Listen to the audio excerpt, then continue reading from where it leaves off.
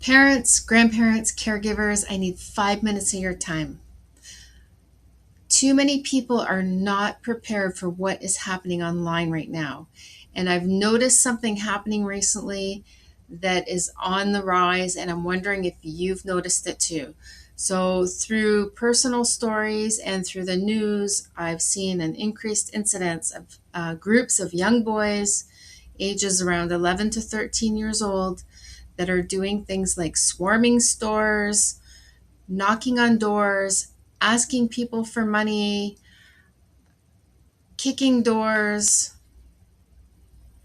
And before you say kids have always done outrageous things, kids will be kids, let's think about this.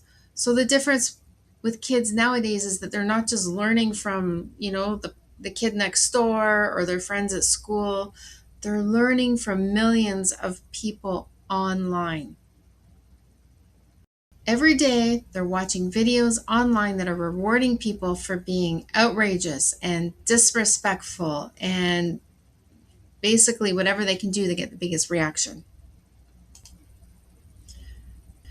When someone gets millions of views online for acting outrageous in a store or embarrassing a stranger, what message is that sending a young child? A child that's still at the age of they're still trying to figure out who they are. The kids don't always make good decisions. They may not see it as doing something wrong. They may like the attention or the status that they get. Not that every child is going to copy these pranks and these ridiculous things that they see online, but some do, and you need to be aware. That's why you need to talk to your child.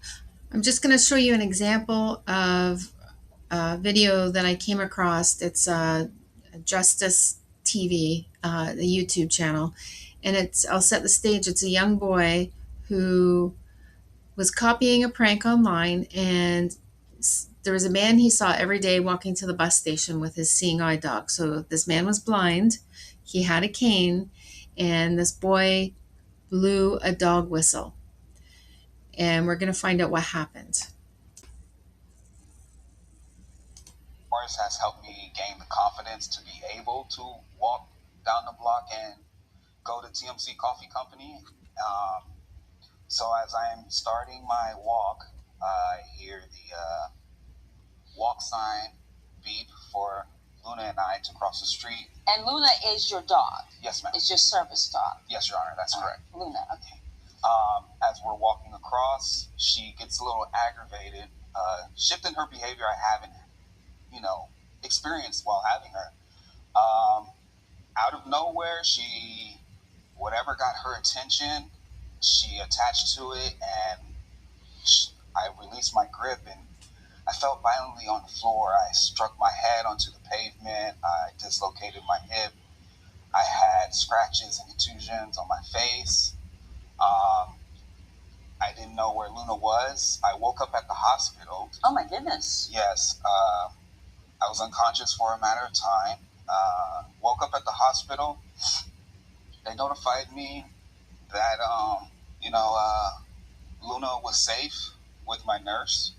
A friend described to me that there was a video circulating on social media platforms where a kid is pulling some type of prank and blowing a dog whistle, and I am in the video.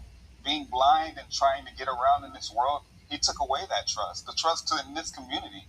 How do I expect somebody to not target me and think of me as some joke? Coming up on The Verdict. So now this young man has to live with the fact that he injured this blind man. Not only did he physically injure him, he mentally injured him. After this man finally got the confidence to get out every day with his seeing eye dog, he got cut from the school team, and then he ended up in court. So he might not be a bad kid, but he did a really dumb, bad thing because he was copying these pranks that he sees online. Recognizing that it has the potential to shape your kids' values and their behaviors and who they want to become. So let me ask you, have you noticed kids behaving different lately? And I don't mean spending more time online, but actually having different behaviors because of what they're consuming online. Okay, I want you to just take a minute now. We're going to listen to a doctor who studies these things, and we're going to look at the dangers and the consequences of doing these online pranks and challenges. And listen to the end because she has a really good message here. Taking an absorbent amount of Benadryl to see what happens. Maybe you're jumping off of crates or, flipping over moving cars as they're driving by. And while it looks cool and kids think it's cool, what it's doing is it's enticing them to do things that have deadly consequences. We see an uptick in young people trying these challenges, really for kind of like street creds. And while kids may be looking for virtual or even social likes, there's nothing to like about the numbers this study collected. Kids as young as 10 admitting to trying the blackout Benadryl or Tide Pod challenge, resulting in more than 100 deaths and tens of thousands of ER visits. The result? Brain damage, organ failure, seizures. And in several cases, insurance was denied because the act was deemed avoidable. Some that are breaking bones or just having a lot of internal issues from the drugs and taking you heard the cinnamon challenge, right? They were taking cinnamon and choking, can't breathe, aspirating, things like that, and insurance companies are not going to pay for the medical bill. So you see an uptick in medical costs for parents upwards of 80 to $100,000 as a result of something that a child tried online. Marcy Thornhill is a social media safety consultant and says parents have to know what they're up against and that we all have a role in holding social media companies responsible too. But most importantly, talk to your kids. I had one young lady, I think she did the Gorilla Glue with her hair, and they couldn't get it out. She ended up having to have surgery because it glued her hair to her scalp. Doctors couldn't do anything. Using acetone, stuff like that. Parents need to share consequences. There's no longer a need to shield our children from the harsh reality they see every day. Parents, I want to protect them from what? Protect them from themselves by educating them. Because if you don't, social media will. The message that she had at the end, educate your child and talk to them because if you don't, the internet will. That's a very strong message. So this is commonly known as clout culture, and it's kids following these online trends and challenges strictly for attention. So there's a few places where these online influences tend to exist. So you have YouTube prank channels where the creators go out and bother strangers and businesses. Some of them are real, some of them are set up, but even when they're set up, kids try to copy and repeat, right? There's TikTok trends, there's Discord and group chats where people record things. Um, you can find pranks on Instagram Reels.